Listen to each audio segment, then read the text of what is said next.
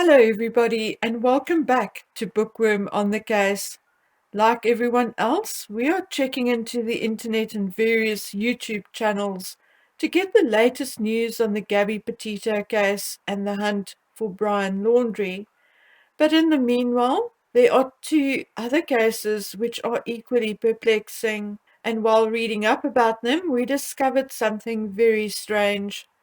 These cases are those of Jelani Day and Sheridan Wahl, both students, both went missing under mysterious circumstances, and both were found deceased.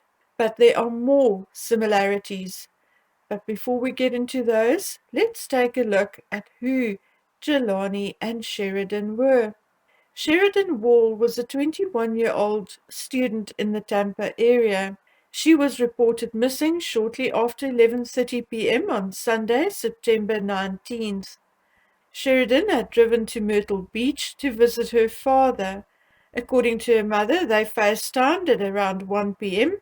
Sheridan was just outside the South Ocean Boulevard Rent Me Superstore, which is just south of the southern entrance of the boardwalk. According to Sheridan's mother, Sheridan told her that they refused to rent her a scooter because she wasn't wearing shoes. Sheridan then told her mother that she planned on returning to Florida straight away. Because it was an 8-hour drive, Sheridan's mother advised her to stay in Myrtle Beach for the evening and start her journey the next day. All attempts by Sheridan's mother to reach her daughter after that failed. She also did not go onto her father's house, and he and a friend tried to find her all day. Her mother reported that she was driving a red Toyota Corolla with Florida plates. And here is where the mystery starts. In the meantime, at 2:05 p.m. on the same day, in other words, just over an hour later, a Florence County, South Carolina deputy was dispatched to the scene of a suspicious fire in a field in Scranton, South Carolina, which is 55 miles from Myrtle Beach. According to police, the call came in at 1:55 p.m., in other words, 55 minutes after Sheridan's mom spoke to her. And when Deputy Bessinger arrived on the scene, he found a burgundy Toyota Corolla burned in a ditch, but the car had no number plates and the vehicle identification number was unreadable. Just before noon on Monday, Myrtle Beach police gave a statement that they had turned the case over to South Carolina law enforcement as they had determined that Wahl left the jurisdiction safely. At 8:30 a.m. Tuesday the 21st, the next day, Florence County Sheriff dispatched Bessinger and others to the Hannah-Salem Friendfield Fire Department Station 1, which was 10 miles east of Florence towards Myrtle Beach, along the same highway near which the car was found. The officers were met by 3 fire department personnel who confirmed that the woman that they found did not have a pulse and directed the officers to an area behind a training tower. Bessinger then reports that he observed the body of a woman with blonde hair, no shoes, orange shorts, and a brown tank top lying face down, with a brown hat and sunglasses lying nearby.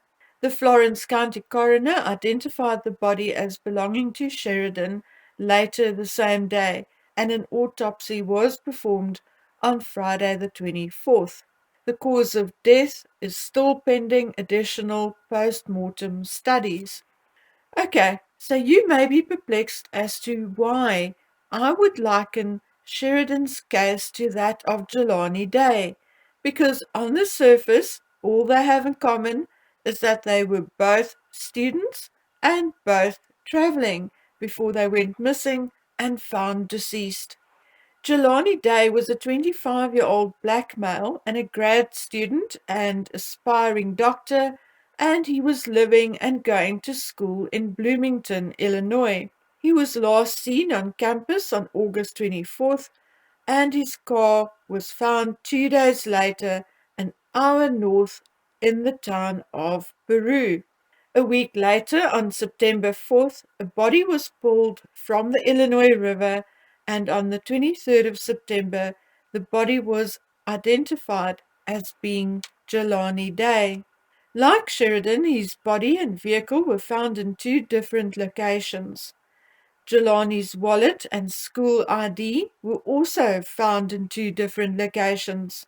To date, we do not know whether Sheridan's wallet and cell phone had been found yet, but there is one other peculiar similarity between these two cases. Sheridan's vehicle's number plates were removed, and so were the number plates of Jelani's vehicle. Jelani's cause of death had also not been confirmed yet. So I find that rather peculiar that both their vehicles were found with their number plates removed. And I would like to hear from all of you in the comment section. Is that a common occurrence in such a disappearance? Is that proof that something nefarious had happened? Well, I guess we can all agree that there is more than enough reason to find both these deaths suspicious, because I have not heard of a body walking away from their vehicle. So one can only assume that the bodies were dumped where they were found. Anyway, we wish the families of Sheridan Wahl and Jelani Day everything of the best, and our sincere condolences go out to them. Remember, if you see something, say something. If you know anything or have seen any of these two people before they were found deceased, please contact your local law enforcement. Thank you for listening, and we'll see you on the next one. Bye.